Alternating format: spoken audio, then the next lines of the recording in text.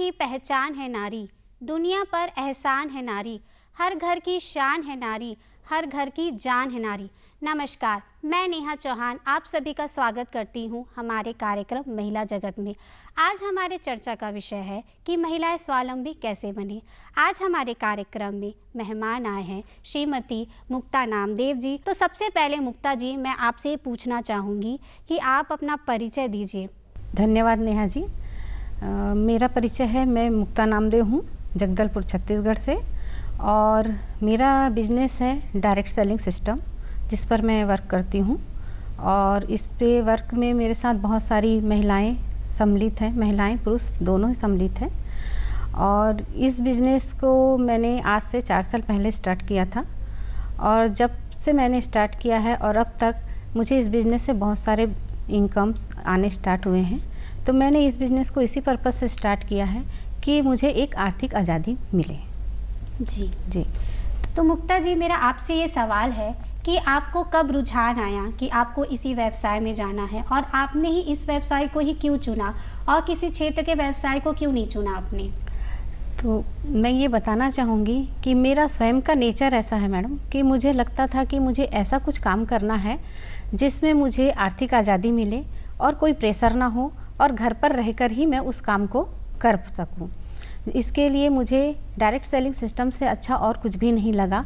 इस बिज़नेस में मैंने जब इनको जाना और समझा तो मुझे ऐसा लगा कि इस बिज़नेस को करने में मुझे पारिवारिक रूप से और मानसिक रूप से किसी भी प्रकार का कोई प्रेशर नहीं रहेगा, क्योंकि इस बिज़नेस को मुझे घर पर रहकर ही करना है।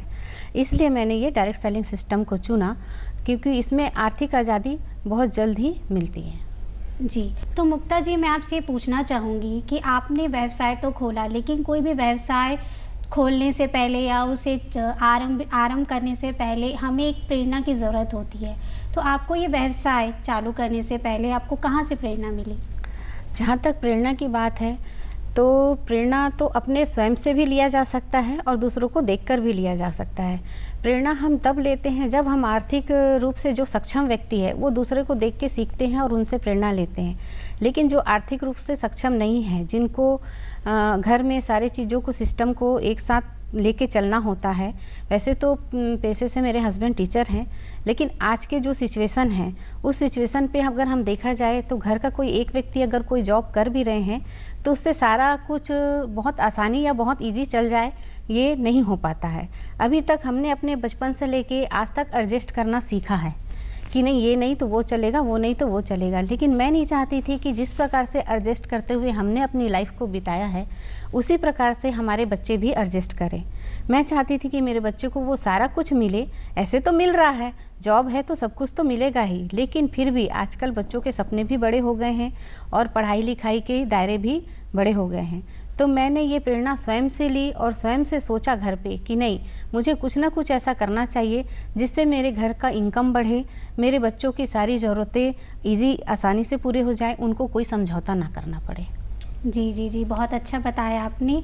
तो मैं आपसे ये पूछना चाहूँगी इसी सवाल के बाद कि परिवार और व्यवसाय में तालमेल कैसे बैठाया आपने? जी मैडम, ये बहुत अच्छा सवाल है आपका।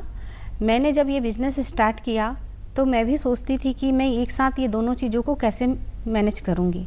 लेकिन मैंने देखा कि जैसे ही मैंने बिज़नेस स्टार्ट किया, मेरे बच्चे मुझे पीछे से सपोर्ट करने लगे, मेरी फैमिली मुझे सपोर्ट करने लगी, मेरे हस्बैंड, सबसे ज़्यादा सपोर्ट मुझे मेरे हस्बैंड ने किया।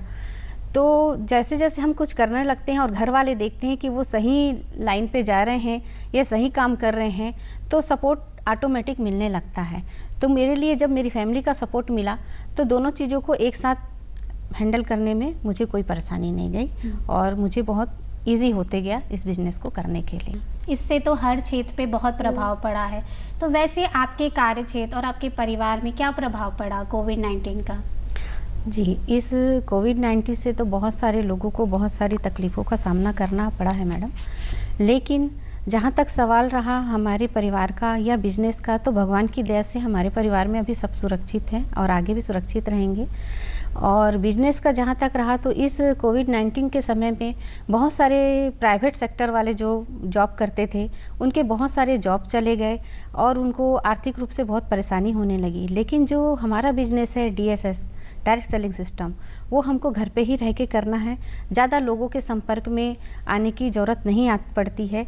इसलिए मैंने देखा कि ये कोविड-19 में जहाँ पर बाकी मार्केट के बिज़नेस डाउन हो रहे थे, दुकानें बंद रही थी शॉप, लेकिन मेरा बिज़नेस उस समय इतना निरंतर चलता रहा और इतना ग्रोथ किया कि जो ये 3 साल में ग्रोथ नहीं किया था, ये लास्ट 1 ईयर्स में उसने बहुत ज़्यादा ग्रोथ किया। और मैंने अपने इस डायरेक्ट सेलिंग सिस्टम में बहुत सारे व्यक्तियों को काम अवेलेबल कराए, जॉब उनको मिली और इससे उन्होंने बहुत अच्छा इनकम लिया और अपनी फैमिली को फिर से स्टैंड कर पाए हैं। तो डायरेक्ट सेलिंग सिस्टम का ये ताकत है मैडम कि आप कहीं जाए ना जाए, फ़ोन पर भी कांटेक्ट करके भी आप इस बिज़नेस को कर सकते हैं, इसलिए ये बिज़नेस ईजी हो जाता है।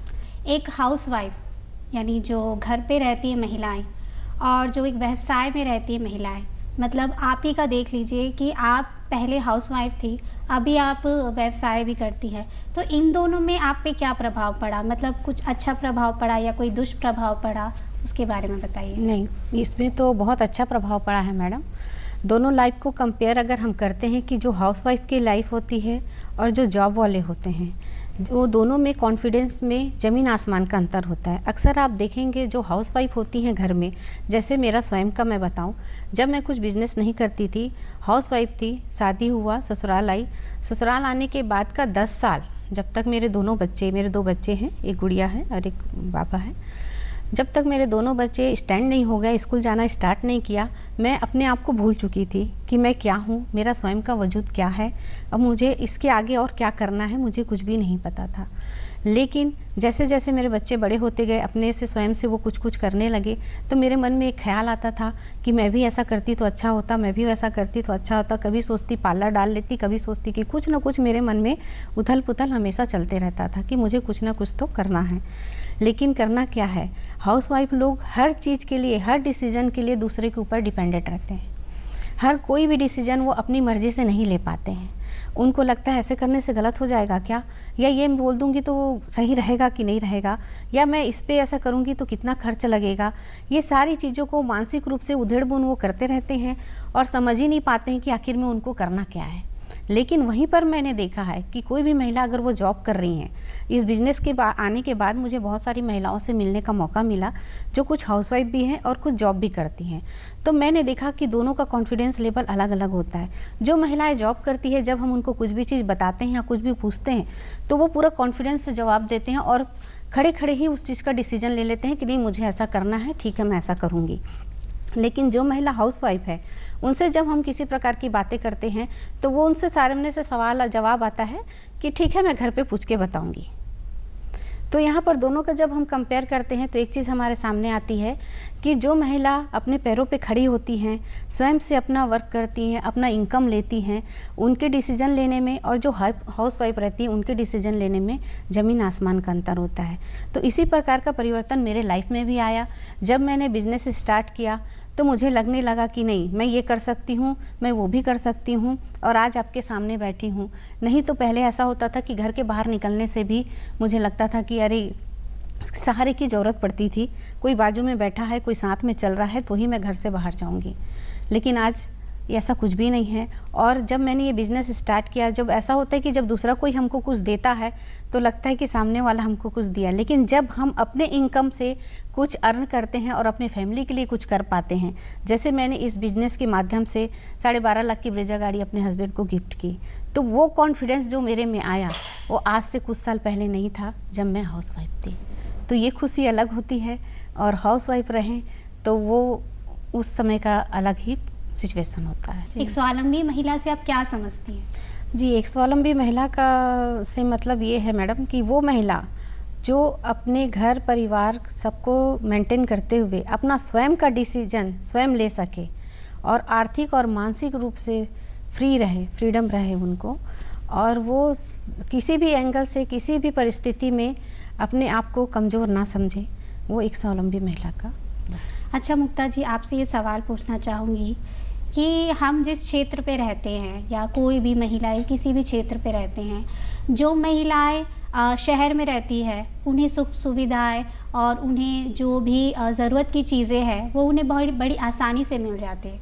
लेकिन जो बहुत ग्रामीण क्षेत्र हो गए या फिर कोई छोटे छोटे क्षेत्र हो गए जो ज़्यादा विकसित नहीं हुए हैं, उस क्षेत्र की महिलाएं अगर व्यवसाय करना चाहती है तो उन्हें जो ज़रूरत के सामान हैं या कुछ भी व्यवसाय करने से के लिए उनको जो भी चीज़ें ज़रूरत पड़ती है, जैसे चाहे डिजिटल हुआ, चाहे नेट संबंधी हैं या फिर कुछ भी जैसे कोई भी प्रोडक्ट्स हो गया, वो सब के लिए उन्हें कैसे मतलब तालमेल करना पड़ता होगा या फिर कैसे वो उपलब्ध करवाती है अपने ग्राहकों के लिए?